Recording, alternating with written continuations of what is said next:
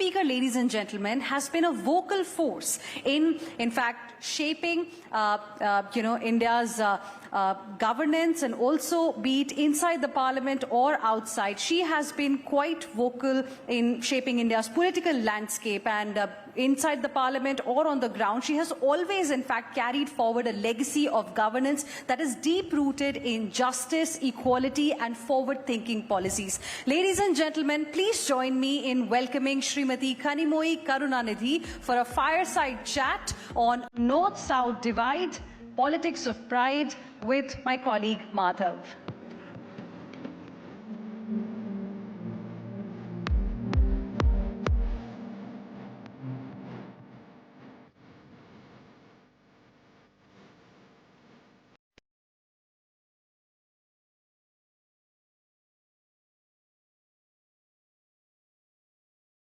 In just a few moments, our next speaker is going to be joining us. But Swati, we did get a couple of interesting headlines from the previous session with Madhav, isn't it? How the ambassador beautifully explained the kind of differences that are there, in how Israel is dealing with the Trump administration right now versus how Biden administration was. Clearly, even the world is trying to figure out the new Trump administration. And absolutely. And a very important thing that he said about India, that India has long, been fighting this battle against terrorism, and so we understand the value of peace. Well, absolutely, and he also spoke some interesting, points about India and the relationship with Israel. Ladies and gentlemen, a warm welcome to our next speaker. We have Srimati Kanimozhi Karunanidhi joining us for a fireside chat on North-South Divide, Politics of Pride. A bigger round of applause, please. Well, I also request Madhav to felicitate her with a small token of our appreciation.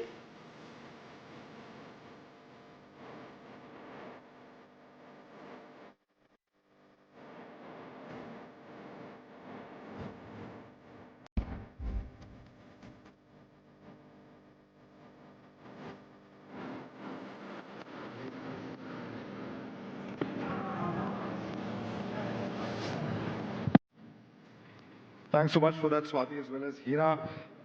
Ms. Kanimozhi, let me begin with a big issue that, you had a big Joint Action Committee meeting last weekend, if I'm not mistaken. There were several chief ministers. The big issue that the DMK is talking about is the issue of delimitation. Your political rivals say that you're raising this issue now in the run-up to next year's polls to try and whip up passions amongst people. How does the DMK see this issue, and how will you be able to drive this further in the coming days? The issue of delimitation, that is. See, today delimitation can be done only based on population. And it is a real concern for many states, especially the southern states, and a few states like Punjab, Haryana, which will be affected because we've controlled population, effectively controlled population. And there are many states which have not controlled population, which will be benefiting if they do delimitation on the basis of population. So obviously we are concerned. Tamil Nadu is concerned, and it was not just the Tamil Nadu Chief Minister, Mr. Stalin, who was voicing his concern about it.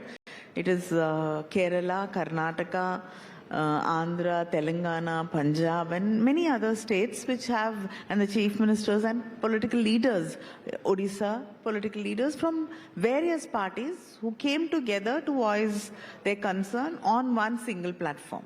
Right.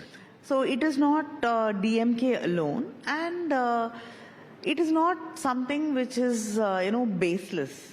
Because when they passed the Women's Reservation Bill, on the floor of the House, it was said that it will come into effect after population census, then the delimitation, and only after that this Women's Reservation Bill will be implemented. And they said as soon as possible, and any time in 2026, they have to start population census and delimitation also.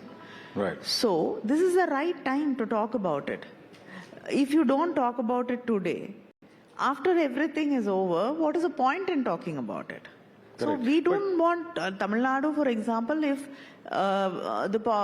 delimitation is done on population census today, we will lose around, we have 39 seats now, we'll lose around 8 or 9 seats. And I don't think that is what we want. But ma'am, the Union Home Minister has come out on record. He has said that the interests of the South states will be protected and they would get a fair share. Why do you not take his assurance at face value? Is there any particular reason for you not to? Unfortunately, you cannot take any of the assurances of this government at face value. They have a history of failing people. So we are concerned. And what does he, when he came to Tamil Nadu, the Union Home Minister said that on a pro rata basis, we will not lose seats. We want to know what that means. We want a clarity on that. Are you going to increase the number of seats? Are you going to keep it as it is? If you're going to increase the seats and if you're going to keep the percentage, still, states which have controlled population will be losing.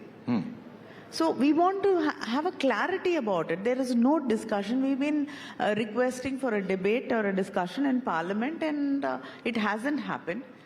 So we want some clarity about what is going to happen. And even Telangana government has passed a resolution yesterday in their assembly, saying that this should be frozen because it's been done before. And now for another 25 years. And if you want delimitation to be done, it should be done state-wise for assemblies. That is what the Telangana government has passed. Right. No, because the law says very clearly that it has to be done after the first election post 2026. Now, the last census was supposed to happen in 2021. So is it your concern or your claim now that this entire exercise should be postponed to 2031 now or the next 25 years? What is it that you're exactly saying? The resolution which was passed on 22nd in Chennai, where all the various leaders met, was that to freeze it for next 25 years so that there is a balance of population. It was done before, hoping that all the states will be able to control their population. For example, Andhra has controlled its population after that. Andhra Pradesh, Telangana and Andhra, they have controlled, they brought down their population growth today. But there are states which have not done that. So at least in the next 25 years, we hope that there will be progress and they will be able to control population and there will be a balance. Because, the states that, are demanding this delimitation, they will say that it's already not been in place for 40 years. You're asking for a delay of another 25 years. And therefore, that proportional representation, which is part of the Constitution, would be then suspended for over 6 decades, which is a considerable amount of time. See, why should states which have performed well, states which have worked on their education policy, states which have worked on development, states which have taken care of their health indexes, numbers. These are the states which have been able to control population. And states which have not done that are the ones which have, exponential population growth. And their figures and percentage of population growth is much higher than the national average. Right. Whereas our states are much lower than the national average. So it's not fair to make people who've worked, who've performed well, suffer. So we are not saying we have to be unfair to anybody. Let us come up with something which is fair. We are only talking about fair delimitation. Let us come. Unless you speak, unless you have a discussion, unless you have a deliberation, and unless people put their minds together, we will not be able to come up with something else, some other way to make it fair for everybody. But the government is unwilling to even discuss it. Your rivals, the ADMK, says they want a 10-year freeze and they also want that the percentage of 7% roughly should continue. Is that an acceptable or a fair solution in your view?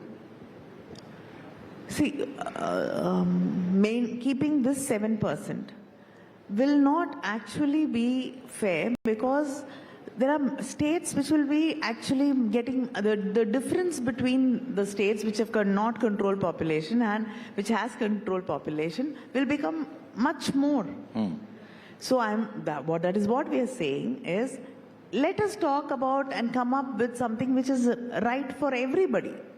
Where we cannot, today we have to amend the constitution if we are thinking about some other basis on which population, on basis on which delimitation can be done. Population cannot be the only factor.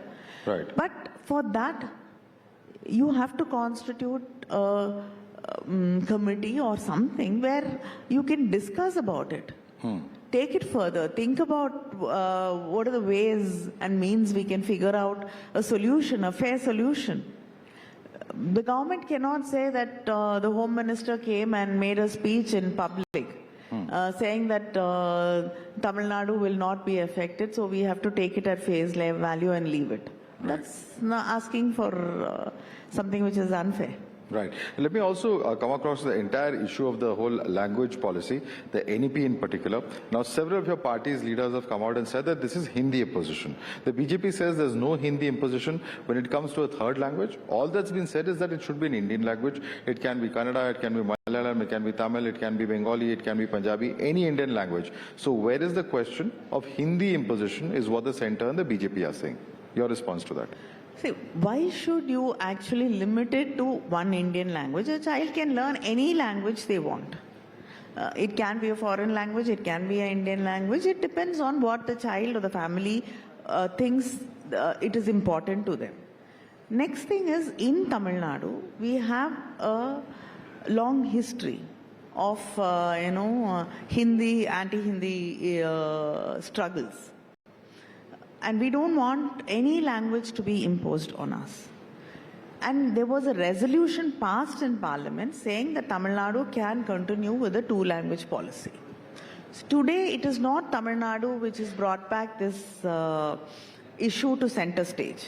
It is a union government which says, and education is on the concurrent list, it is not on the union list. So I think both our opinions matter. But they are saying, unless you sign the new education policy, which also includes three-language policy, we will not give you SSA funds. This is actually equal to blackmailing us, threatening us. So they are the ones who've now raked up this issue. And when you talk about a country like India or any country, no country has, resources which are, which extend to infinity. Everybody has limited resources to a point. So if you bring three languages, a policy in Tamil Nadu, and a student says, I want to learn Bhojpuri, will you be able to bring a teacher to teach Bhojpuri? Why not? No, There may be teachers available in that No, state. we have no issues. But I'm asking you, will you bring one single teacher to teach in a school, to teach Bhojpuri or Bengali or Malayalam or Kannada or whatever language they want, Rajasthani? Will you, if in a school there are 10 different teachers, students wanting to be taught different things, will we be able to bring teachers to do that? For example, in Tamil Nadu, where we have Kendriya Vidyalaya schools run by the union government, not one single school has one Tamil teacher, a permanent Tamil teacher. This was an answer to the question which I had raised in Parliament. So this is not something I'm coming out with. This is something the government has responded to, and these are the numbers they've given us. There are more than 85 Hindi teachers, and there are Sanskrit teachers. But there's not one single permanent Tamil teacher in Kendriya Vidyalaya schools in Tamil Nadu. But there's an answer that Mr. Annamalai has to that. Do you expect us to believe you, trust you, and say that you will be providing us with so many teachers to teach us the third language? Obviously, they will say it is easier to teach Hindi or Sanskrit. What Mr. Annamalai says in response to that, or even on this entire debate, is that several of the schools that are run by Mr. M.K. Stalin's family, and your family at that, follow a policy of 3 or more languages. See, so I don't want to get into anybody's personal what they're doing, because I'm not aware of it. I don't run any school, so I'm not teaching any Hindi or have I learned Hindi, or my son has not learned any Hindi. Because several of your party men, okay, forget anybody's personal, family. I mean, Mr. Stalin is, of course, your brother. But the point is, even those DMK party workers who are putting black on those railway signs, 1 minute, even they are associated with these schools, or their children are studying in these schools. We are talking about a government policy. You cannot say everybody in DMK is running a school or they are teaching Hindi. That is far from the truth. That is something Mr. Annamalai is just imagining out of nowhere. It's not factually true, you're saying. So I am not having statistics about who runs schools, who's not running schools. And we are not saying that nobody should learn 3 languages. I'm still saying it is a choice. In Tamil Nadu, you cannot force anybody to learn a particular language. But if a child chooses to learn any language, it doesn't have to be an Indian language also. You have a choice to learn any language you want, but it has to be a choice is what we are saying. Right. I'm not saying that you should not learn Hindi. We are not against Hindi. We are only against imposing Hindi. There is a question that has been raised by UP Chief Minister Mr. Yogi Adityanath, and he's asked MK Stalin that why should somebody hate Hindi? He's pointed to other initiatives of the Prime Minister in promoting Tamil in recent days. How do you respond to this? I didn't get the second part of it. Yogi Adityanath has asked MK Stalin, why should you hate Hindi? And he has pointed to initiatives of the Prime Minister in promoting Tamil, like the Kashi Tamil Sangam, the Kashi Tamil Sangam, and other aspects have been cited by him. I don't understand how Kanchi Tamil Sangam promotes Tamil. I really don't understand how that promotes Tamil actually. It is a festival you had in Kanchi, and yes, we are happy that you had it. But doesn't mean that it's promoting Tamil. How much are you spending? I want to know how much the union government spends to promote Tamil and how much it spends to promote Sanskrit. Hardly anything. That's perhaps a good question to ask the government. I really want to know. If you please spend on teaching Tamil, you spend on research to find better methods of Tamil, print more books in Tamil, teach. You're saying 3 languages, any Indian language. Please teach. There are so many people who come from UP and Bihar to work in southern states, to Tamil Nadu. Teach them Tamil. That will help those people so much. Because they don't have to come to another state where they find it so difficult to go to a shop, buy anything, go to a doctor. They struggle. You can help them by teaching them Tamil. You're not doing that. Please do that. That is promoting Tamil. Okay. But you don't do that. And we don't hate Hindi. I think Hindi movies do very well in Tamil Nadu. So we don't hate Hindi. You don't have to hate any language, but I will respect if the UP, anybody from UP is saying, I don't want to learn Tamil, I will respect that. And I think the UP Chief Minister also has to respect me when I say I don't want to learn Hindi. I'm not expecting him to learn Tamil. Okay. Let's get Can back I ask him, why haven't you learned Tamil? Learn Tamil. Why do you hate Tamil? All right, let's get back to politics of your state. We've seen recently a meeting between Home Minister Amit Shah and Mr. Edapadi Palaniswamy. Do you think there's an alliance of BJP and ADMK on the cards? Quite possible, it looks like it's going that way. And I'd just like to ask Mr. Edapadi Palaniswamy, because he was there before the 22nd meeting. On March 5th, the Tamil Nadu Chief Minister had called for a meeting of all political leaders from Tamil Nadu, and Mr. Edapadi also had participated in that, and he had also expressed his concerns about the delimitation, and he supported the Chief Minister along with many other political leaders from Tamil Nadu. So I want to know what they stand about delimitation, about 3-language policy, and of course the strains which we are facing because of the nearly sanctions by the economic sanctions by the union government on Tamil Nadu government. I want to know what his stand and how he looks at all that if they're going to go together. Those are definitely very valid questions. There are issues of Tamil Nadu, but the reason that many are seeing this as important is that in the recent Lok Sabha elections, we know that the ADMK and the BJP fought separately. If they come together, do you think that they could give your party and your alliance a formidable challenge in the next assembly? No, I think if BJP and ADMK come together, it will give the DMK a much better chance A better in chance? the elections. Yes. Why? Why do you say that? We'll just wait and see. No, is it because of the issues on which you have been trying to raise against the central government, which No, you think ADMK will not be able to convince I them mean, on? I want to know how Mr. Edapadi is going to deal with these issues. I really like to know. All right. Let me also ask you a question about Mr. Annamalai. He has, of course, been able to, bring the party into inroads. About 11% is the kind of vote share that the BJP got in the last Lok Sabha elections. Do you see the party gaining traction in the state, or do you think that this is as good as it's going to get for the BJP? Because they haven't been very successful in neighboring Kerala No, either. I think time and again the Tamil Nadu Chief Minister and the DMK party has been thanking two people for doing very well in Tamil Nadu. One is our governor, Mr. Ravi, and the second person is Mr. Annamalai. So I am very sure that the BJP has no, I mean, of course, we don't accept the BJP for different reasons and many other reasons in Tamil Nadu. But I think these two people also have contributed a great deal to that.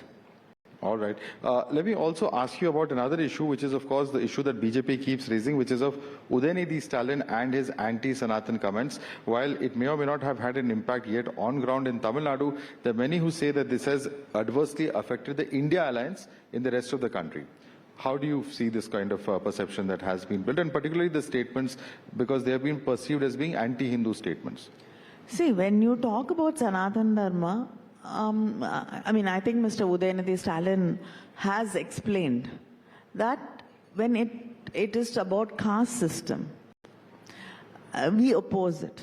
I mean, I don't think, very staunch Hindus also accept the caste system. So that is something we, DMK and I think many people oppose. So that is what he was talking about.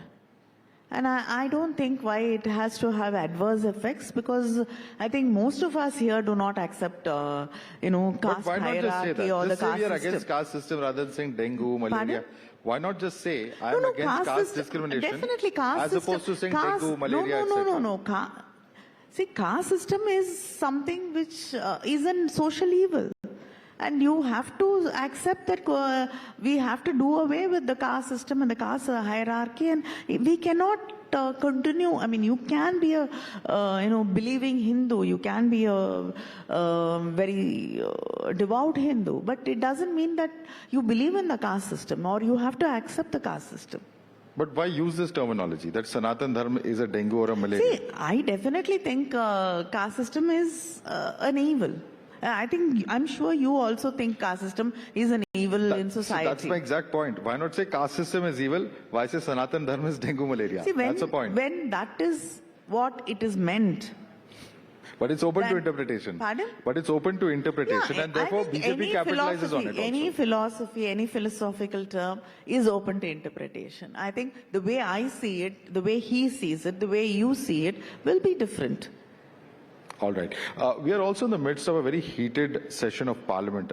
And as a parliamentarian, I must ask you about one of the issues that is, very key to the entire political discourse, and that is of the Waqf. Now, the opposition has, of course, raised its own concerns. The entire matter has gone through a JPC. There are concerns that are still existing. Where do you stand on this entire issue? Because the BJP has said that, this is something that is required. There is appeasement on part of previous regimes, which we are trying to fix. Yet, the Tamil Nadu Assembly has also adopted a resolution against this entire Waqf bill. Where do you stand on this entire Waqf bill at the moment? Exactly where my party stands, that we do not accept, and that is why we've passed the resolution in the Assembly, that we do not accept the changes and we don't want this bill to be brought about. Because the entire argument is that Waqf is not a strictly religious practice. There are several Muslim countries, for instance, where there are no similar laws pertaining to Waqf. What is the need for it here? Because there are certain provisions which allow for these Waqf bodies to take over land without even the knowledge. For instance, in Tiruchendurai, in Tamil Nadu, which is often cited as an example, where there is a 1,500-year-old temple, which, the residents, they say predates Islam, that is now a Waqf property. So there are these anomalies. There are those who claim the Parliament, Eden Gardens, cricket ground in Kolkata are all Waqf properties. Now, certainly these are all bizarre claims. You would also agree. No, there are many stories which come up also where, the example you're giving in Tamil Nadu. I mean, there are so many, fake newses and wrong stories which come up, and suddenly, they go to some mosques. We've been seeing this. People go to a mosque, then say that it was an old temple, and then you can go to a temple, you can say it was a Buddhist or a Jain worshipping place. So if you want to keep starting issues and raking up issues and dividing people based on religion, you can continue doing that as the present government and the BJP is always been doing. But I think you cannot, take it up against, even yesterday when the Home Minister spoke in Parliament, it was clearly, that how he cannot accept, people from, a particular religion to come here as refugees, because they are not coming here only as refugees, is what his statement was. So you cannot base politics. You cannot look at human beings only because of which religion they follow. So that has been the philosophy of BJP. And I don't think they're trying to, sort out issues in the work board. They are just trying to create issues so that they can take away from a community. And I definitely don't think the DMK will allow or accept that or support it at any cost. All right. There are many questions actually that I had more to ask you here, ma'am. But thank you so much for joining us today here at the Times Now Summit and sharing with us your views, Ms. Kanimozhi. Thank you. Thank you.